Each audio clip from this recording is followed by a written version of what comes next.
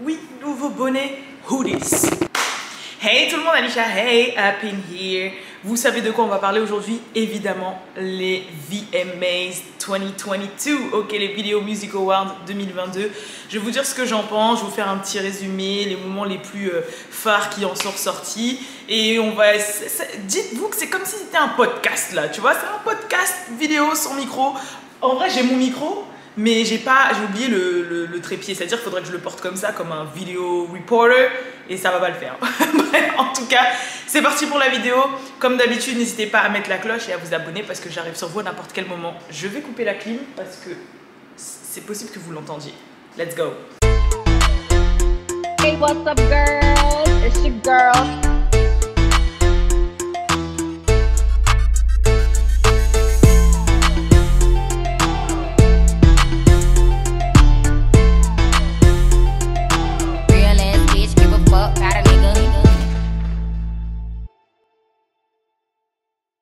Avant de commencer cette vidéo, petit message de Rare Bootleg. Vous savez très bien que j'ai bossé déjà avec eux auparavant et que j'ai quelques-uns de leurs t-shirts. Ils ont fait un tout nouveau t-shirt Super Freaky Girl là, pour Nicki Minaj. Donc si jamais ça vous dit, n'hésitez pas à aller checker. De toute façon, je vous mets le lien en barre d'infos. Mais nous, on va passer aux choses sérieuses là. De suite. Please. So, VMA 2022. On va commencer. Je vais essayer de faire dans un ordre certain. Je vais essayer de faire dans un ordre chronologique, ok? Donc d'abord il y a eu le black carpet. Non, c'était pas un red carpet, c'était un black carpet. C'est vrai que j'avais l'impression, moi, quand je regardais un petit peu sur les réseaux sociaux, qu'il y avait 4 invités. Quand je dis 4 invités, c'est que, bon, on connaît les red carpets des Met Gala, les red carpets des Billboard, les red carpets des Grammy, etc. Genre, t'as des red carpets, t'es là, tu dis, oh, il y a un tel, oh, il y a un tel, oh, il y a un tel. Même le red carpet des BET Awards et tout. Et là, personnellement, de gens qui me parlaient, je dis bien de personnes qui me parlaient, j'ai l'impression qu'ils étaient 4, quoi. Genre, j'ai vu Chloé Bailey, qui était magnifique d'ailleurs, genre vraiment magnifique. Shenseea, qui était magnifique aussi. Il y avait Lil Nas X qui avait copié la mannequin là, je crois qu'elle s'appelle Iman mais je suis plus sûre, qui avait fait aussi même tenue que le Met Gala, elle est arrivée avec un Met Gala comme ça. Lizzo, forcément, Lizzo c'est Lizzo, moi je suis désolée, il y a plein de gens qui n'aiment pas forcément ses tenues, mais déjà on sait que par rapport à la société et par rapport à sa corpulence, c'est pas forcément super easy de mettre des trucs genre que les gens vont forcément apprécier. Mais moi, en fait, j'aime bien qu'elle prenne des risques et j'aime bien que, je sais pas, elle est pleine de surprises, elle est très artistique, elle vit sa best life. Donc voilà, les gens n'ont peut-être pas aimé, mais au moins, quand c'était Lady Gaga, les gens ne disaient rien. Donc merci, au revoir. Y a qui d'autre que j'ai vu sur le tapis rouge? Blackpink, que j'ai trouvé très sobrement habillée. Anita, qui était très belle. Y avait qui d'autre encore? Taylor Swift. J'ai aimé sa tenue, Taylor Swift. Taylor Swift, ça me fait trop rire parce que soit elle est simple, soit met une tenue très recherchée, mais c'est toujours simple dans la coupe de cheveux et dans les make-up, tu vois. Mais c'est Taylor Swift et j'aime trop sa personnalité et son caractère, surtout pendant ses VMA. En fait, Taylor Swift, à chaque fois qu'elle est présente à un événement, on dirait c'est la meilleure groupie de tout le monde. Genre, elle soutient tout le monde, elle connaît tous les sons par cœur, elle est tout le temps debout, elle tape toujours des mains, elle vit toujours sa best life pendant les awards et c'est un truc que j'aime vraiment d'elle. Elle est vraiment une artiste à part entière et elle kiffe ce que les autres font. Elle connaissait les sons de Lizzo par cœur, elle connaissait les sons de Nicki Minaj, bah alors là par cœur, elle connaissait, en fait, je sais pas, elle connaît tout, ça se voit qu'elle écoute de tout, qu'elle se renseigne sur tout, et j'ai kiffé. Mais passons, je suis déjà passée sur la cérémonie alors que je sais plus d'autres qui avaient, Lato qui était aussi assez sobre, franchement, genre elle sait pas, genre ça se voit que c'est pas une tenue, un truc qu'elle s'est donné de ouf, tu vois, mais c'était simple mais efficace. Y a qui d'autre encore? Ouais, il y avait Sin Santana. En fait, les gens étaient plus ou moins habillés simplement. Il y en a qui ont pris des risques, mais sinon, en soi, voilà. Ensuite, il y a eu le début de la cérémonie. Donc, la cérémonie, il y a eu, bien évidemment, Jack Harlow qui a ouvert, mais avec Fergie. Ok, avec G-L-A-M. Et alors, ça, peut-être que vous le savez pas, mais c'est un de mes sons favoris de toute ma vie, Glamorous. En fait, dès que je l'écoute, il me fait une sensation. En fait, quand je l'écoutais petite, je rêvais sur ce son. C'est un son qui m'a toujours galvanisé, qui m'a fait kiffer. J'ai toujours kiffé le clip. En fait, c'est l'histoire vraiment classique d'une jeune femme qui avait des rêves de devenir artiste, de devenir une star en fait, et qui a réussi, qui l'a su depuis petite. Et à un moment, justement, il y a même une scène où elle parle à son père, etc. Et son père lui dit, bah voilà, je vais te soutenir, mais je vais te laisser comprendre par toi-même que c'est une industrie dure et qu'il va falloir se battre et tout. Et franchement, c'est un de mes classiques, tu vois. Après, ok, on sait, Fergie, c'est pas la meilleure des chanteuses. Tu vois, on se rappelle de sa performance, là, quand elle a chanté l'hymne national. C'est une entertaineuse, surtout à l'époque des Black Eyed Peas, mais ça reste Fergie. C'est un peu comme Gwen Stefani. Bon, même si Gwen Stefani, c'était un peu plus chanté. Mais en fait, c'est des femmes qui ont fait partie de la culture, qui ont marqué une époque, qui ont des classiques, faut le dire, qui ont des hits et qu'on va quand même apprécier, même si on peut discuter leur talent. C'est Fergie, quoi. Fergalicious, delicious, make them boys go crazy. Landy. Eh, donc franchement, je sais pas. Pour moi, et avec les Black Eyed Peas, elle a encore plus marqué. Alors là, voilà quoi. Je vous rappelle qu'ils ont fait le Stade de France et tout. Donc, même si elle a pas trop chanté, même si elle était là pour ça, moi je pense que c'était le fait qu'elle vienne parce que Jack Harlow devait donner sa fleur à la personne qui a fait le son de base, tu vois. Genre, il a samplé son son, son son a repété. Et moi, ce que j'aime bien dans la culture Quinry, c'est que on n'a pas peur de donner la fleur à la personne. On n'a pas peur de dire, hey, c'est grâce à lui que je suis là. Même si, au final, tu peux être plus big que la personne. C'est comme Drake maintenant par rapport à Lil Wayne. Hey, c'est grâce à lui que je suis là. Hey, c'était son son de base. Hey, lui, c'est une légende. Hey, elle, c'est son son, il a cartonné. C'est grâce à elle que j'ai fait ça. En fait, ils n'ont pas peur de faire ça comparé en France où, frère, tu dis ça, on dit, oh, t'arrêtes de lui sucer. Oh, t'es un suceur, t'es une suceuse. Non, frère, c'est donner ses fleurs à quelqu'un. Et je trouve que c'est vrai que dans ce plan-là, on voit que culturellement en France, c'est comme parler d'argent, de réussite. Ferme ta bouche, sinon je te la pète. Faut parler d'argent, sinon. Bref, passons, je suis passée à autre chose. Donc voilà, il y a Lizzo aussi qui a performé. Alors sa performance, elle me faisait grave penser à la performance de Beyoncé en 2011 pour les billboards là. Run the world, vous savez où il y avait l'écran en triangle derrière, où il y avait les espèces de trucs numériques qui faisaient avec elle. Et du coup, Lizzo, elle a fait toute sa performance comme ça. Et franchement, Lizzo, que les gens aiment ou aiment pas, c'est une artiste avec un grand A. Elle chante en live comme elle chante sur ce projet. Elle a une voix, elle fait de la flûte, elle fait sûrement peut-être d'autres instruments, j'en sais rien. Elle bouge, elle danse, elle est créative, elle sort des sentiers battus, elle brise des portes, des limites. Donc franchement, moi, Lizzo, il n'y a pas forcément tous ces sons que j'écoute, mais quand même, et son dernier son pour lequel elle a gagné un VMAs d'ailleurs, It's About Time. Je dis pas le gros mot parce que des fois on peut être démonétisé même en anglais, c'est pour ça, sinon je sais qu'elle dit D-A-M-N, ok? Bah, il a pété sur TikTok, ça a été un hit et voilà quoi, tu vois. Donc franchement, Lizzo, qu'on écoute ou qu'on n'écoute pas, qu'on soit pas familier ou pas, elle est là, elle est présente et franchement voilà. Qui d'autre encore? Bon, il y a une performance de Blackpink. Franchement, Blackpink, en fait, moi je vous dis clairement, je suis pas super calée en K-pop. À la base, je les connais surtout parce que j'ai regardé leurs documentaires sur Netflix et tout. Et je connais pas, j'en connais que certains groupes, mais je connais pas des ouf des groupes de K-pop. Et peut-être qu'il y a des gens qui kiffent la K-pop qui vont me tirer dessus. Mais en fait, pourquoi j'ai un problème avec la K-pop? C'est parce que c'est trop préfabriqué en fait. Je suis désolée, mais moi je fais partie de l'école de t'as du talent, tu pètes grâce à ton talent et tu deviens des vrais artistes, tu vois. Et depuis que j'ai vu que c'est un peu des artistes fabriqués, qui sont dans des écoles de formation, que les groupes sont formés ou pas, peut-être pour certains, mais que c'est pas forcément des gens qui ont des super talents de base, qui ont ce charisme, qui ont ce talent même d'artistes un peu torturé et tout. Moi, je suis désolée, je viens de l'école du blues, de la soul, des vrais talents qui tu vois ce que je veux dire? Et j'avoue qu'avec la K-pop, j'ai un peu du mal avec ce côté très plastique, très communiqué, très... voilà quoi. Donc, il y a des gens qui aiment bien, hein, je veux bien, mais c'est vrai que j'ai un petit blocage par rapport à ça. Clairement, donc c'est mon avis. Après peut-être que je me base que sur ce que j'ai vu et regardé et lu de la K-pop. Après ça se trouve j'ai complètement tort et éduquez-moi si jamais bah ce n'est pas le cas. Mais c'est vrai qu'il y a un côté préfabriqué de la K-pop que j'ai du mal. Il y avait quoi d'autre encore? Bon, bien évidemment, il y a Taylor Swift qui a reçu un prix. Il y a plein d'artistes qui ont reçu des prix, etc. Mais on va y venir, bien évidemment, au moment phare de la soirée que tout le monde attendait. D'ailleurs, j'ai oublié de vous dire un truc par rapport à Lizzo. Donc Lizzo, quand elle a reçu son award, elle a fait un super discours et elle a aussi eu un message pour ses haters qui est très sale, mais le truc, et il y a des gens, j'ai fait exprès de pas le dire quand je l'ai posté sur What's Up Girl, mais dès les premiers commentaires, il y a des gens qui l'ont remarqué, dans son discours, elle a fait un petit shout-out à Nicki Minaj, comme le discours que Nicki avait eu quand elle s'en était pris avec Miley Cyrus. Quand elle a dit ouais, something to say about me in the press, Miley was good. En gros, elle a fait la même chose.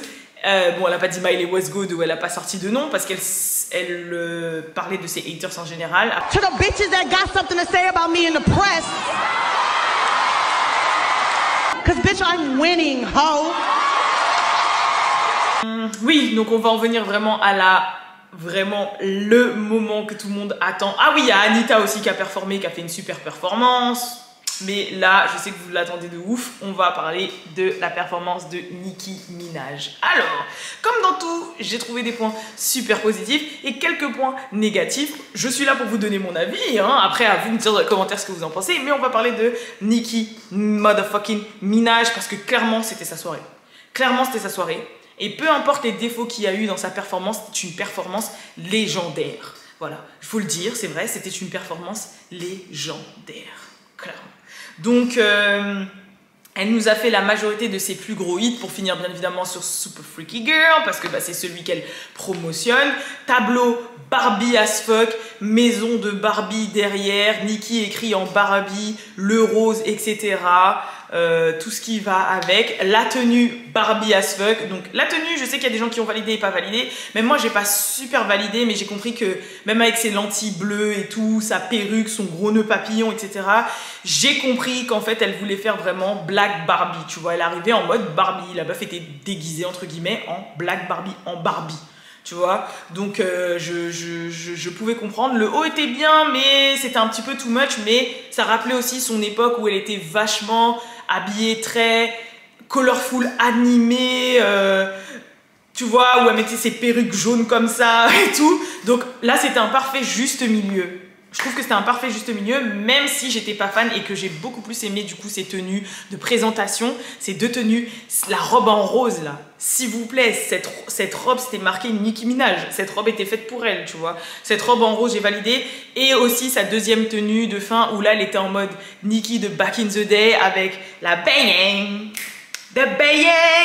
avec la bangs et la perruque noire, avec la tenue, la robe bodycon simple, Natural Beauty qui rappelle la Nicki d'avant. Donc franchement, ces deux tenues là j'ai validé, un peu moins celle de la performance, mais il fallait une tenue pour performer. Mais c'est les boots là je me suis dit mais j'ai pas trop validé les boots, j'ai pas trop compris, mais voilà, chacun son truc, tu vois, chacun son truc. Après au moins elle ramène l'artiste, elle re-ramène l'artistique, elle re-ramène les choses qui allaient. La performance, comme je vous ai dit, légendaire de ouf. Lil Nas X qui était choqué, qui a pleuré. Taylor Swift connaît, tout le monde même, il n'y a même pas que Taylor Swift, tout le monde connaissait les paroles par cœur. Elle a rappelé que c'était une légende vivante, etc., etc. Bon, petit bémol, bah... Ok, je peux comprendre maintenant t'es une mama, je peux comprendre que t'es pris un peu de poids, je peux comprendre que t'es, voilà, une petite boulette mignonne. T'étais un peu essoufflée à certains moments, Queen, je peux comprendre, c'est dur de régner sur un royaume, mais bon, tu vois ce que je veux dire, genre... Ça se voit que, bon, c'était pas... Après, Nicki n'a pas jamais été la super queen des performances, mais elle a toujours su performer malgré que c'était pas une danseuse... genre, c'est pas Janet Jackson, genre, c'est pas machin, mais elle a toujours une stage présence, elle a toujours fait le show, etc., etc. Mais ça se sentait surtout sur la fin des 10 minutes, là, qu'elle commençait à être essoufflée et qu'elle avait un peu de mal. Les twerks, ils sont en dilettante, tu vois. Nous, c'est bon, on a habitué à Megan, tu vois. Donc, quand on voyait ces twerks, bon, c'est les twerks de maman, quoi. Non, faut le dire, je suis désolée, il n'y a pas de barbe qui va me tirer dessus. C'est des petits twerks de maman. Elle a twerké pendant sa performance, elle a twerké à la fin aussi, quand elle a fermé la cérémonie. C'est des petits twerks de maman, tu vois, genre comme ça, ces grosses fesses qui... Mais c'est mignon, tu vois, c'est Nicki, c'est son côté un petit peu clumsy et c'est pour ça qu'on la valide. Et voilà, et à part ça, maîtrise de ouf, elle connaît ses textes. Elle arrêtait de rapper quand il y avait des gros mots parce que forcément à la télé c'était censuré, mais c'est elle qui a arrêté de rapper à ce moment-là, tu vois. Et franchement, non, j'ai kiffé, tableau de ouf, efficace. Je rappelle à tout le monde que merci, I'm back, et voilà. Et son discours de Award. Donc il faut savoir qu'elle a gagné 2 awards. Il y en avait un, on savait qu'on allait lui attribuer, donc c'est le Michael Jackson Vanguard Award. Donc il faut savoir que c'est un award qui a été créé pour vraiment récompenser les légendes vivantes et leur apport à la culture et le fait que ce soit des pionniers qu'ils ont créés, etc., etc. Là, en fait, on met en avant la créativité, le marquage de la culture. Bref, c'est un des plus big awards, voilà. Et qui a été créé spécialement pour Michael Jackson et tout le bordel. Donc je sais que Missy Elliott l'a eu, je crois que... Enfin bref, il y a plein de gens qui l'ont eu. Et du coup, c'était le plus important. Après, elle a gagné aussi un autre award avec Lil Baby pour Do We Have a Problem? Mais je crois que c'était Clippy Pop, je sais plus. Mais je sais qu'elle a gagné un award aussi pour ça. Et pendant son discours, franchement, son discours aussi ouf. Elle a pas eu peur de dire, bah normalement j'avais écrit un truc sur mon téléphone, mais je sais pas où est-ce qu'il est mon poteau là, tu vois. Parce que normalement elle écrit jamais, mais là elle tenait vraiment à écrire. Elle a parlé des troubles mentaux, et qu'il fallait prendre ça au sérieux. Elle a donné sa fleur à tout le monde. Elle a donné sa fleur à tout le monde parce que tout le monde disait ouais que Nicki était arrogante, qu'elle ne savait pas, nanana. Et franchement, ça se voit qu'elle a pris en maturité, qu'elle a grandi et son discours m'a fait trop plaisir. Elle a même shout out Kanye West. Dans les personnes qui ont donné des opportunités, elle a dit son prénom en premier. Et c'est là que tu sais que en fait, ils ont sûrement squash les bifs dans l'intimité et que même si elle se bat pour son travail et ce qu'elle fait, malgré qu'il ait pu se foutre de sa gueule, elle respecte la légende qu'il est lui, elle respecte son travail, elle respecte les opportunités qu'il lui a données et elle lui a quand même fait ce shout-out et c'était la première personne qu'elle a citée dans les personnes qui lui ont donné des opportunités. People who gave me huge opportunities that I'll never forget. Kanye West, Beyoncé, Madonna, Rihanna. Bien évidemment, elle a parlé de Drake, elle a parlé de Lil Wayne, elle a parlé de Foxy Brown, elle a parlé... Enfin bref, elle a donné les gens qui l'inspiraient, elle a donné les gens qui lui ont donné des opportunités, elle a parlé de tous ses featuring, bien évidemment les Barbs, et elle a eu un moment... bon, forcément, elle a dit qu'elle aurait aimé que Juice WRLD, Pop Smoke, etc. soient présents, que Michael Jackson, Whitney Houston aussi soient présents, parce que du coup, cet award, ça les représente eux. Et justement, à ce moment-là, elle a fait une phase d'un moment phare des BET Awards que Whitney Houston a fait. Et si vous n'avez pas vu ma vidéo, allez les voir. Je vous ai parlé de 5 moments phares qu'il y a dans les BET Awards. Et la remise de prix de Whitney pendant les tout premiers BET Awards en 2001, elle est iconique. Et en fait, il y a un moment où quelqu'un veut parler et elle dit You better lay low, that's mine, that's mine. Et en fait, Nicki l'a repris. Voilà. You better lay low. Hold on, I got this. That's mine. That's mine. Hold on. Hey, wait. That's mine. That's mine. Let me handle this. You better chill. You better lay low. Elle a repris ce moment-là et j'ai trouvé ça iconique. J'ai trouvé ça bien placé. Je sais pas si c'était préparé ou si c'est parce que justement elle a cité Whitney Houston et Michael Jackson avant, du coup ça l'a fait tilter. Mais un gros moment, tu vois, un gros moment de la culture, c'est génial. Et elle était là avec son téléphone, il y a même un moment, elle n'arrivait plus à relire, elle faisait ah, I'm sorry, là, là, là. Mais franchement, j'ai kiffé, voilà. C'est tout ce que j'ai à dire, hein. Je sais pas ce que vous pouvez dire dans les commentaires bien sûr. Si jamais j'ai oublié des trucs, n'hésitez pas. Ah oui, bon, il y a Bad Bunny qui a embrassé une meuf et un gars.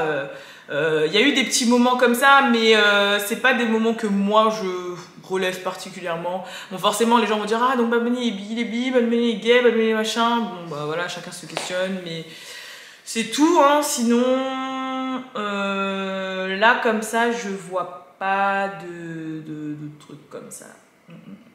C'est tout.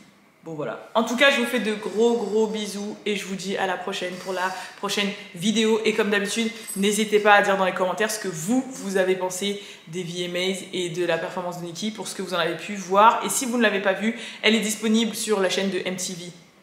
Toutes les performances en entier peuvent être regardées sur la chaîne de MTV. Donc je vous invite vraiment à aller les checker. Et voilà, c'est tout. Peace.